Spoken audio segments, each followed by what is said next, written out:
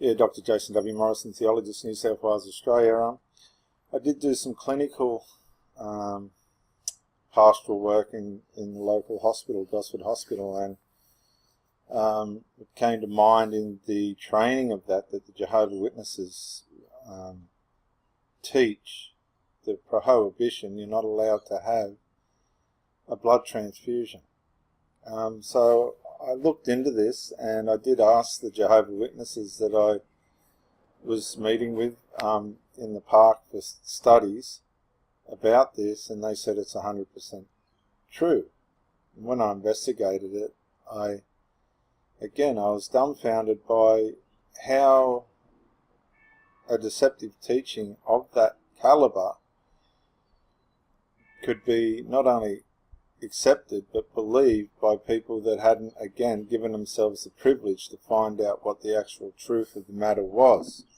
Now, I don't want to go into too much detail about it, but they're a nuisance in the hospital system, the Jehovah Witness people. They are regarded as a nuisance, respectfully, as a nuisance. And they have cost people their lives. And the problem with that is it's a wrong teaching. So somebody at some point will be accountable. I don't know how far into the future, but there are people trying to get this stopped inside the healthcare systems, particularly in Australia. What the problem with it is, it comes from this idea from Acts 15 where certain people came down from Judea to Antioch and were teaching believers unless you are circumcised. Now, the thing about being circumcised and all this sort of thing is basically it comes under there's something you need to do or not do to make God happy or stop him from being sad. And one of my arguments is, and it does conflict with most beliefs, that is, as soon as you ask somebody or tell somebody that there's something they need to do or not do to make God happy, or Jehovah happy, or Buddha or Allah, whoever you think he is, happy, or stop him from being sad, you're asking them for a demand that they cannot fulfill.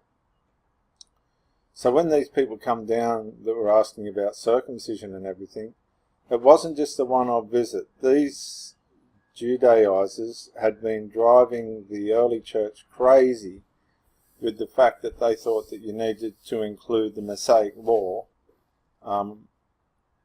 alongside the finished work of Christ, and this was the big problem. And you'll see in the book of James, because James later makes a decision that was completely out of order and misaligned with the good news of the gospel of grace, you'll see in his letter where he falters and he flails from grace to works, from grace to works. And unfortunately, if you're not theologically trained to hang on to grace, contrary to the works statements that are in the New Testament, then you become split in what you think you need to do or not do to be in right standing with God or Jehovah, or to be okay for salvation besides works. And so in the panic of all this and the pressure of all this, they come out with this idea that, and it was a wrong idea, and I can't understand why in the first place James wrote this, because he was a half-brother of Christ. So he possibly spent more time with Christ than any other of the apostles or disciples, because he grew up with Christ in the same house. And the other thing I can't understand is, why didn't Paul stand up against this letter? Because he wrote Galatians and Romans in contrary to such commands. So this is what they did. Then the apostles and elders with the whole church decided to choose from some of their own men. Where is it? Oh yes, and so if we go down to verse 28, it seemed good to the Holy Spirit and to us not to burden you with anything beyond the following requirements. Now, why they've put the Holy Spirit in here, this goes to show that not everything in the Bible is right. Now remember the rich young ruler when Jesus said to him, you know, which of the commandments have you kept and all this, and the young man said all of them. Well, nobody can keep all of them. While it was a statement that seemed to be true, it wasn't true.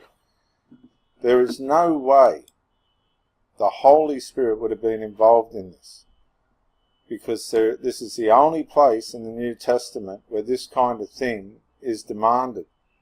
But it's not applicable to salvation.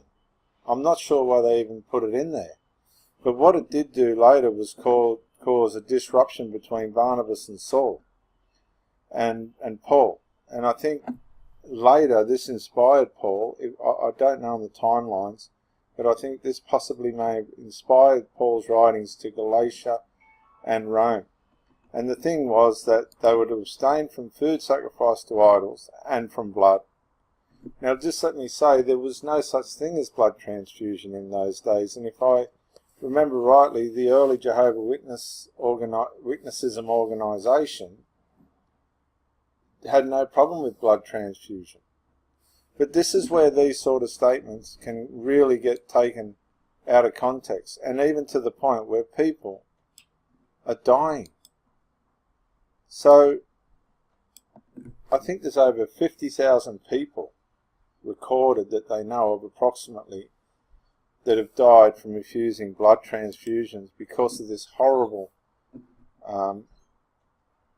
misapplication of a meaning that's clearly in black and white, totally has nothing to do with the New Testament foundational teachings or blood transfusion. Now, if I was in government or something, see, you've got to say, let me say, that Russia's got it right. This is a cult, an evil cult organisation, that where possible and able, it will cost people their lives over lies. Now, I'm sure if it was a loyal, honourable way to die for the right meaning, that would be fine. But it's nonsensical, it's based on fantasy and lies and deceptions, and it's costing innocent people lives that believe these lies. Now, the word lie is more powerful than we understand or want to comprehend. But it does, when you're lied to, and you believe that lie, to the point where you've got people surrounding you saying, we can save your life, and you want to believe this sort of blatant lie because an organisation's misconstrued it and made it into a big rule that's based on your salvation, and you say, righto, I'm out of here. You haven't gained anything by doing that. You haven't impressed God or Jehovah or anybody by doing that. You've just deceived yourself and allowed yourself to die. That's about as plain as you can put it, because it is not a necessity of the Bible. That there shows us that even in early Christian times, the pressure that was coming from the people that thought that there was something you need to do or not do to make God happy or stop him from being sad outside the finished work of Christ was overwhelming. And in that place of pressure and overwhelming and to just try and find some resolve, they've sent out this ridiculous silly letter that doesn't fit in with any of the arguments of the New Testament based on the good news of the gospel of Jesus Christ. So the blood doctrine of Jehovah Witnesses is just an evil, horrible, destructive doctrine. And unfortunately, it's not founded on anything theologically that could make it stand, even in a court of law. It's just a ridiculous cult belief. This is Dr. Jason W. Morrison. Bye for now. Yeah, Dr. Jason Morrison, theologist again. I just want to say thank you for watching the videos, and I hope you got plenty of self-rediscovery and freedom out of it. If you watched it on YouTube, please share or like. Maybe even comment. If you watch it on Facebook, like, comment, share. But most of all, get out and live. This isn't a rehearsal. You've got a one-off life. Don't let your loyalty and your faithfulness blind you to the life that you should be experiencing. Till the next video, thank you for watching, and bye for now.